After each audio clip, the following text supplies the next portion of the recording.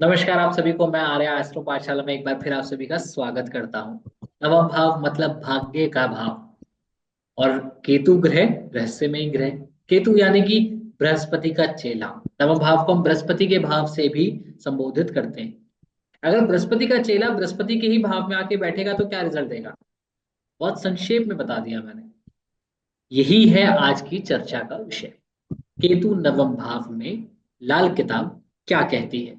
और इस बारे में बात करने के लिए हमारे साथ मौजूद है लाल किताब एक्सपर्ट मिस्टर वेदव्रत त्रिपाठी जी। प्रणाम सर, स्वागत है आपका हमारे यूट्यूब चैनल पर एक बार फिर। नमस्कार। आज हम लोग केतु के नवम भाव तक पहुंच चुके हैं। जी। 8 भाव हम लोग पूरे कर चुके हैं। जी। तो तो नवम भाव किताब में गुरु ग्रह का है और गुरु का चेला केतु है। जी। तो गुरु के घर चेला आ गया है, तो यहाँ केतु कोई उपद्रव नहीं करेगा, हम्म। बढ़िया काम करेगा, रिजल्ट देगा। हम्म। अगर यहाँ पे अच्छा है, शुभ है, तो अच्छे परिणाम देगा, और बुरा है तो खराब परिणाम देगा। हम्म। अब इसको चेक करने के लिए देखना पड़ेगा कि इसके दृष्टि कौन दे रहा है, इसकी बुनियाद में कौन है, गुरु आगे है कि चेला आगे है। ये सब देख के हमको पता लगेगा कि केतु की स्थिति क्या है। ठीक है। गुरु से चेला पीछे होना चाहिए। अगर केतु नवम में है तो गुरु नवम से आगे 10 11 12 में होना चाहिए। ठीक है। केतु अच्छा मान जा। केतु के घर में ये जो तीसरा घर है, यहाँ से दृष्टि आती है 11th और नवम दोनों को। तीन स्थानों पे दुश्मन ग्रह नहीं होती। इसके दो दुश्मन है, एक चंद्रमा है और एक केतु के दुश्मन जो है वो मंगल भी है। हम्म। तो इस तरह से ये देखना है कि इसके जो सेकंड थर्ड हाउस है, इसमें केतु के दुश्मन ना हो। अच्छा। तो अच्छा, अब ये देखते हैं, जैसे केतु सेकंड हाउस में है तो ये पिता को तो, खानदान को तारेगा, लेकिन मामा को बर्बाद करता है अगर खराब स्थिति में है तो।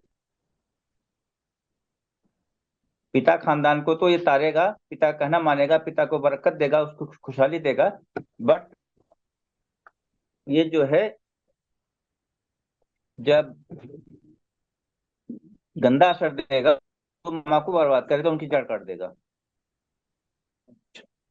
अगर केतु नवम में है, केतु तो नवम में बैठा है, हम्म। और चंद्रमा की स्थिति ठीक हो, कुंडली में चंद्रमा चाहे जहां बैठा हो उसकी स्थिति ठीक हो, तो माता खानदान को उच्च करेगा, मामा लोगों को आगे बढ़ाएगा, उनकी धन दान बढ़ाएगा।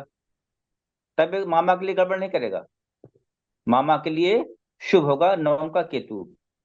और कुंडली में बृहस्पति उच्च का हो, अच्छी स्थिति में हो, अच्छी पोजीशन में हो, उसकी बुनियाद में अच्छे ग्रह हो, तो ये माता खानदान और पिता खानदान दोनों को होता है। ठीक है। धन संपदा दोनों में बढ़, मतलब अगर चंद्रमा अच्छी स्थिति में है तो केवल माता खानदान को आगे बढ़ाएगा, और गुरु अच्छे हैं तो माता और पिता दोनों खानदान को ये आगे ले जाएगा, धन धान से आगे बढ़ाएगा, कोई दिक्कत नहीं आएगी, खुशहाली लाएगा।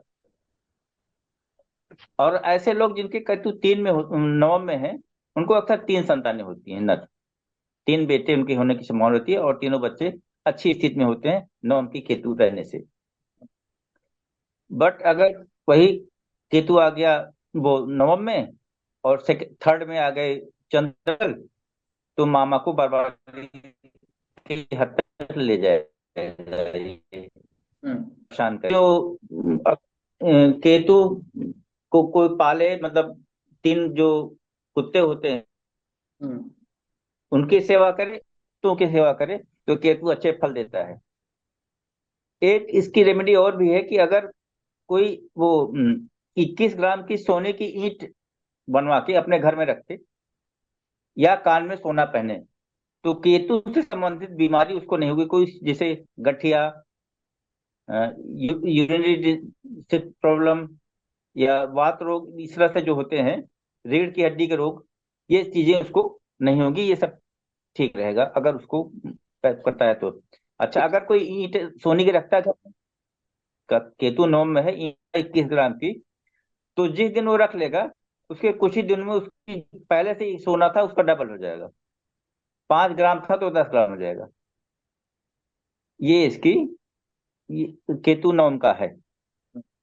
केतु नवम में जो है पिता खानदान को ही तारता है, उनको धनवान बनाता है और बढ़िया करता है। एक समस्या जब आती है कि ये केतु जो है अक्सर क्या होता है कि विदेश से ही रहना पड़ता है जातक को, घर के बाहर, मतलब उसको पैतृक मकान पैतृक गांव से ही दूर रह के ही कमाई करेगा रहेगा, तो ऐसे ज्यादा वो सफल रहता है। और ये उनको रखता भी बाहर ही है। ये है नवम के केतु की प्रणाली। Thank you so much sir हमें बताने के लिए कि नवम का केतु बहुत ऑस्पिशियस होता है अगर वो बशर्ते अच्छा हो। अगर बृहस्पति बहुत बेहतरीन है, जी केतु अपना रिजल्ट बहुत बेहतरीन देता है। और अगर तीसरे भाव में उसका कोई भी दुश्मन ग्रह ना हो, जैसे कि सब जानते हैं कि अगर केतु नवम में है तो तीसरे भाव में राहु होगा, जो कि वो भी बहुत बेहतरीन होता है। लेकिन अगर उसके साथ हाँ। कोई दुश्मन ग्रह नहीं है तो केतु अपना प्रभाव बहुत बढ़िया देता है। Thank you so much sir हमें इतनी जी अच्छी इन्फॉर्मेशन देने के लिए।